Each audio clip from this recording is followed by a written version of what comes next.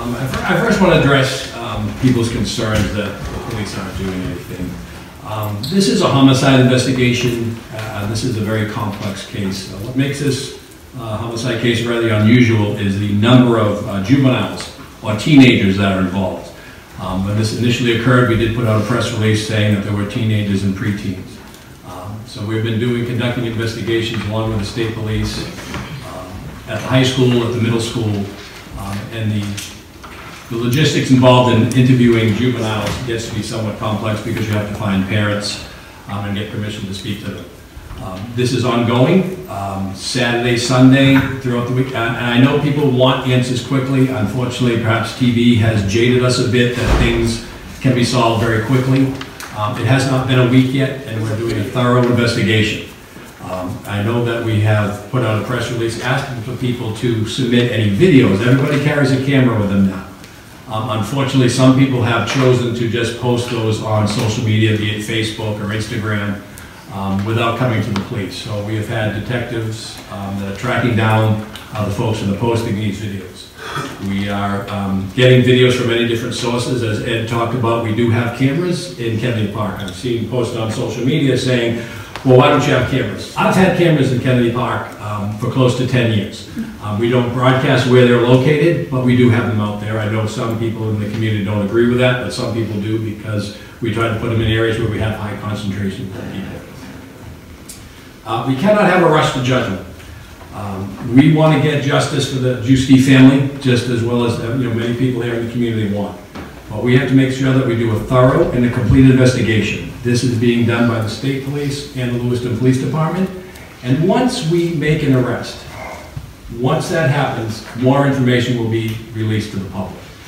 I know it's very upsetting what occurred, but this is something that is taking longer than what usually does because of the sheer numbers of people that were involved, the sheer numbers of people that were there. This homicide occurred on the one-way section of Knox Street. It didn't actually, it began in Kennedy Park, went down to Knox Street, so there are several cameras, there are businesses, that videos that we are reviewing, that the state police are reviewing. We have the Maine Computer Crimes Task Force is reviewing videos.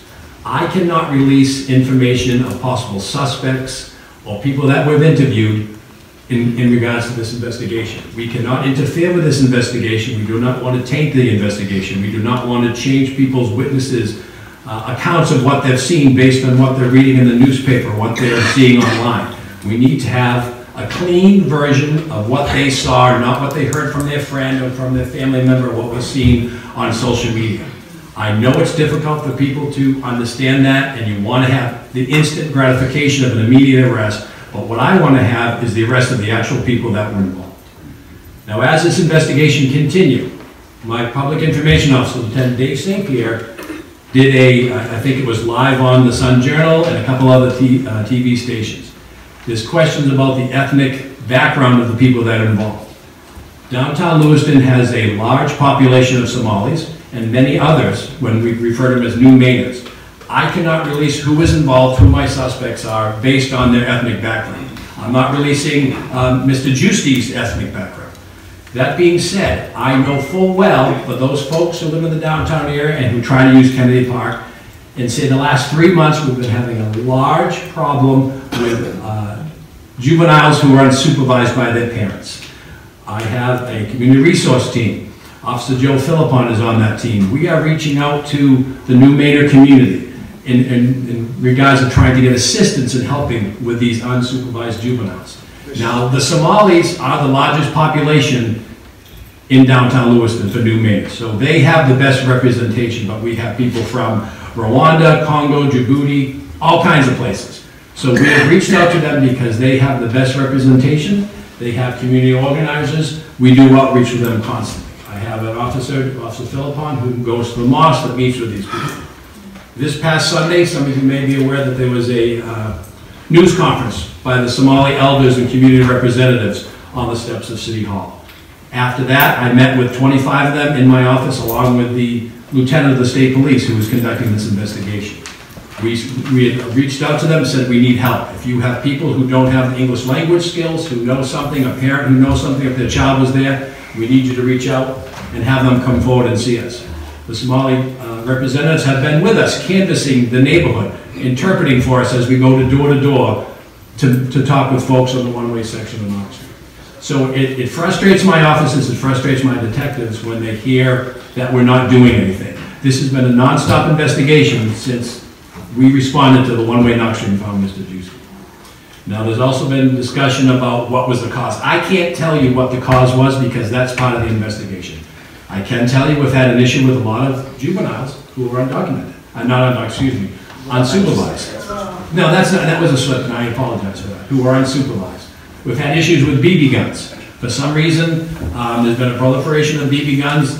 2 weeks ago, we arrested 3 juveniles with BB guns who were shooting up the windows over at the parking garage. They've been shooting at people just walking by, and it has not been based on people's race. They've been shooting at Somalis, they've been shooting at people from Congo. It does not matter. These children are unsupervised who are shooting these BB guns.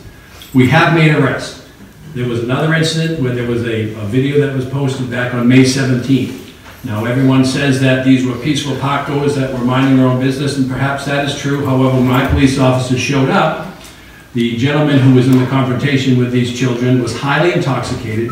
We attempted to get his cooperation on 2 separate occasions. He had a minor injury to his hand. We took him to the hospital again, said, if you want to pursue this, please come see us when you're sober, and we will investigate this.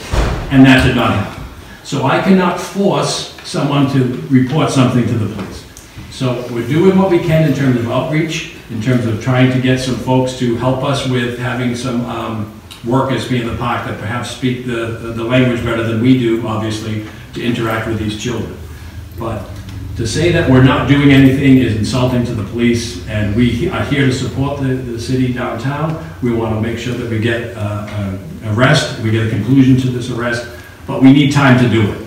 And at no time, I think, if everybody thinks about when we've had homicides, that we haven't had a homicide in Lewiston in 4 years, do we always just tell you everything that's going on as we're doing it? Do we call up the Sun-Journal and talk to Judy Myers or Russ Dillingham or Mark LaFlamme and say, we're going to go interview this person or that person? We do not, because it's an official police investigation. You're not sworn law enforcement officers. I know it's upsetting that we can't give you this information, but this is what we have to do so we get to the final conclusion, so we don't lose cases, things aren't dismissed, things don't get thrown out. Everybody has rights, we're following them. I'm not looking to arrest somebody based on their ethnic background. I'm looking to arrest somebody based on their behavior that led to the death of Donald Giusti. That's what we want as a community, and that's what we're going to do. And that's all I can say about the investigation. To talk briefly, Chief, I know some frustration from the 8 of us here.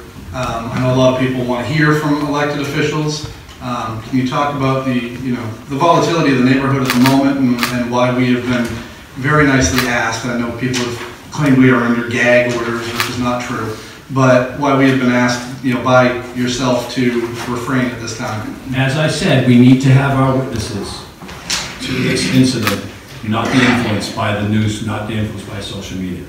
The state police and the Attorney General's office are the ones that have to do the press releases. We were doing them initially because Mr. Giusti had not passed away. We were able to do some press releases. However, we knew that his injuries were serious. That's why immediately that night we contacted the State Police Major Crimes Unit to come and assist us. But their directive to us is that any press release has to come from them. I can't talk about evidence. I can't talk about witnesses. It all has to come from the State Police and the Attorney General's office. Thank you, Chief. Ed, are you? Well, I think the only other thing we want to say is that if people have followed any of this on social media, there have been a lot of inappropriate, threatening comments. And I don't think that that is the direction that we want to go in as a community. We don't want to try to make the situation more tense and more difficult. We want to make sure that we're working together as a community, number one, to solve the crime that we're dealing with today, to make sure that the folks who are friends and relatives of Mr. Giusti get justice and can see the process through. We also want to try to make sure that our community is a safe and unthreatening atmosphere for all of our residents, regardless of their background. So I would just ask everyone, I think most people here would agree with that, and if they can just join with us in trying to ensure that we behave ethically and appropriately and with an understanding of that words can be also hurtful. that would be a positive for the entire community. And I will expand a little bit on what Ed said and what we're doing. I have assigned 2 officers, foot patrol, who are patrolling Kennedy Park, the one-way section of Knox Street, until at least 2 o'clock in the morning. And I don't know if everybody knows this, the park is divided up into 2 sections. One part closes at 9, one part closes at 1 o'clock in the morning. That's very difficult for the office to enforce that. That's why I've asked Ed to come to the city council. We'll go with 10 o'clock. We're going to post the signs, and once our community that utilizes the park realizes 10 o'clock is the time that this park closes, then we won't have the issues of people hanging out and being in the park. Now, people will say, well, you've let the kids be in there. Well, yes, we have, because a lot of the times the kids are just playing basketball. We need some place for these kids to go. I'd rather have them playing basketball in Kennedy Park than running around the streets and running up and down through hallways and back alleyways. But we are enforcing the curfew. We are closing the park.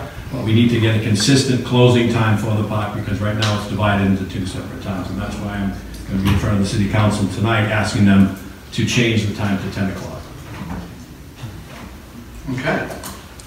Thank you very much for that update. I hope that alleviated some of the questions for the public. So at this time, we are going to move into our normal public comment period. Now, our council rules state the public comment period is to last 15 minutes in total.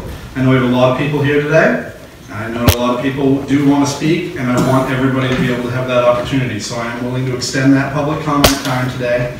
I would ask, because of the number of people and allowing everyone to